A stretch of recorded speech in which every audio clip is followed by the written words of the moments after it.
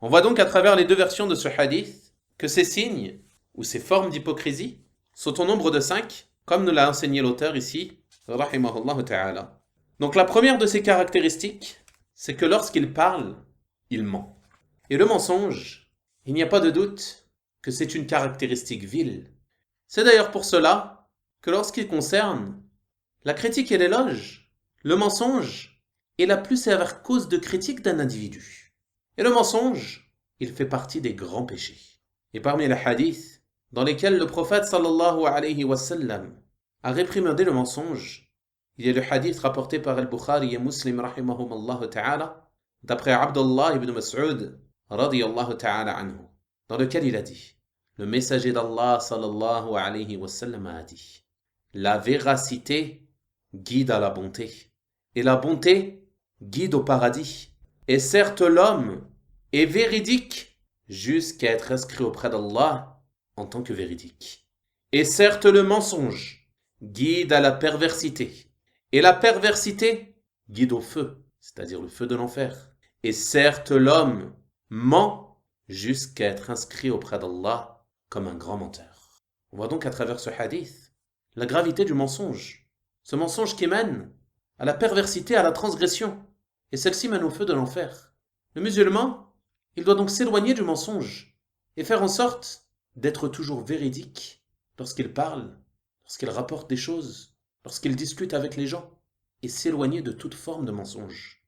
L'imam al-Bukhari rahimahullah ta'ala a rapporté d'après Samura ibn Jundub radiyallahu ta'ala anhu un long hadith dans lequel le prophète sallallahu alayhi wa sallam raconte une de ses visions dans laquelle il a vu différentes sortes de châtiments. Et parmi ceux-là, il mentionne avoir vu un homme dont on lacérait les joues, c'est-à-dire dont on coupait les joues. Alors on l'a informé, on lui a dit, quant à l'homme que tu as vu, dont on lacérait les joues, c'est un homme qui sortait de chez lui le matin et proférait un mensonge qui était colporté jusqu'à atteindre tout horizon, c'est-à-dire qu'il se propage aux 4 coins du monde. Ensuite on lui a dit, au prophète sallallahu alayhi wa sallam, il subira le châtiment que tu as vu jusqu'au jour de la résurrection. Ce hadith, il suffit comme menace pour le musulman véridique afin de s'écarter du mensonge et de la diffusion des mensonges.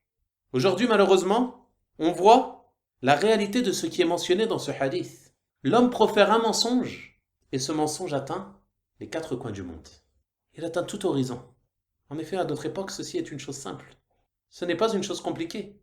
L'homme n'a même pas besoin de sortir de chez lui. Il prend son téléphone, il appelle quelqu'un, ou alors il ouvre un compte sur les réseaux sociaux, il propage un mensonge, et celui-ci atteint les 4 coins du monde en un instant. Et le plus surprenant dans cela, c'est qu'aujourd'hui les menteurs, ils trouvent même des gens pour relayer leurs mensonges en plusieurs langues. Ils ont même des traducteurs maintenant. La personne ment, propage un mensonge, et elle trouve des gens qui vont relayer ce mensonge en son nom. Ce mensonge qui va atteindre les 4 coins du monde et qui va être considéré par les gens comme une vérité. Wallahu al-musta'an. Ceci est un grave péché, mes frères. Le mensonge, il fait partie des grands péchés desquels la personne, véridique envers elle-même, doit faire de grands efforts pour s'en écarter.